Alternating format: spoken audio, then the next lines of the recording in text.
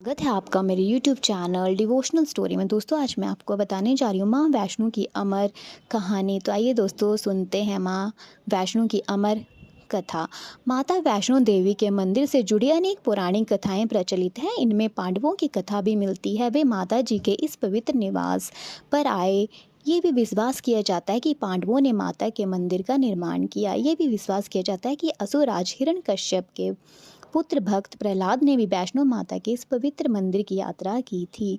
फिर भी सबसे प्रसिद्ध और सर्वाधिक जानी जाने वाली पुरानी कथा ब्राह्मण श्रीधर की है, जो त्रिकुट पर्वत की तराई में आजकल के कस्बे कटरा के निकट लगते गांव हंसली में रहता था।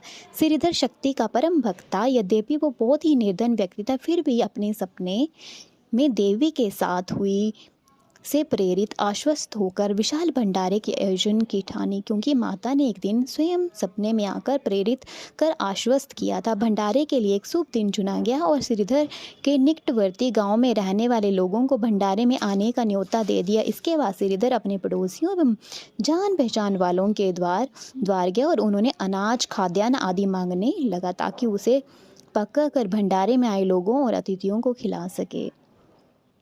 अधिकतर लोगों ने श्रीधर के निवेदन की परवाह न की। यद्यपि कुछ ही लोगों ने श्रीधर को खाद्यान्न आदि सामान देकर कृतार्थ किया। वास्तव में उन्होंने श्रीधर को चिढ़ाया ही था, जो बिना धन साधन के भंडारे का आयोजन करने की हिम्मत कर रहा था। ज्यों-ज्यों भंडारे का दिन निकट आता गया, भंडारे में बुलाए अतिथियों को खाना खिलाने की श्रीधर की चिंता बढ़ती गई। भंडारे के दिन से पहले की रात श्रीधर पल भर के लिए भी सो न सका।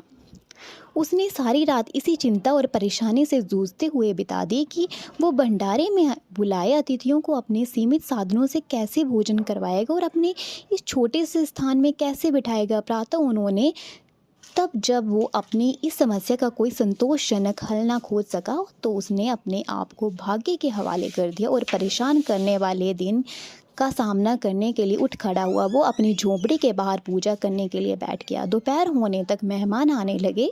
उसे पूजा में पूरी तरह व्यस्त देख वे जहाँ स्थान मिला वहीं आराम करने के लिए बैठते गए। हैरानी की बात थी कि मेहमानों की बहुत बड़ी संख्या बड़े आराम से उस छोटी सी झोंपड़ी में अपनी अपनी जगह समा गई।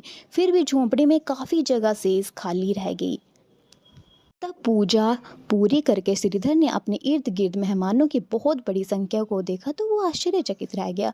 वो अभी सोच ही रहा था कि वो मेहमानों को कैसे कहे कि वो उन्हें भोजन करवाने में असमर्थ है, कि उसे अपनी झोपड़ी से बाहर आती हुई वैष्णवी दिखाई दी। वैष्णवी देवी की कृपा से सभी मेहमानों को उनकी मन मर्जी का भोजन दिया गया। भैरों द्वारा पैदा की गई समस्याओं के बावजूद भंडारा बड़ी सफलता से पूर्ण हो गया। भैरों गुरु गोरखनाथ का शिष्य था, जो भंडारे में बुलाए गए थे। भंडारे के बाद श्रीधर वैष्णवी की जादुई शक्तियों के पीछे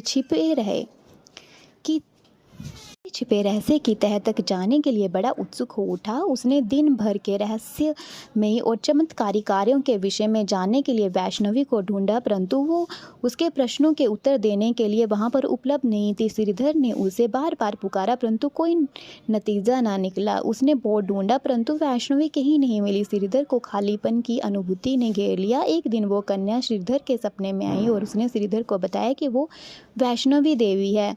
देवी ने श्रीधर को अपनी गुफा का दृश्य दिखाया, उसे 4 पुत्रों का वरदान भी दिया। श्रीधर फिर से प्रसन्न हो उठा और गुफा की तलाश में चल पड़ा। गुफा को ढूंढकर उसने सारा जीवन देवी की पूजा में व्यतीत कर देने का निर्णय ले लिया। शीघ्र ही देवी की पवित्र गुफा की प्रसिद्धि दूर दूर तक फैल गई और श्रद्धालु शक्तिशाली देवी माँ को श्रद्धा भेंट करने के लिए उमड़ने लगे। तो दोस्तों उम्मीद करती हूँ आपको मेरी ये स्टोरी पसंद आई होगी। अगर आपको मेरी स्टोरी पसंद आई तो प्लीज़ चैनल को लाइक, शेयर और सब्सक्राइब करना ना भूलें। धन्यवाद।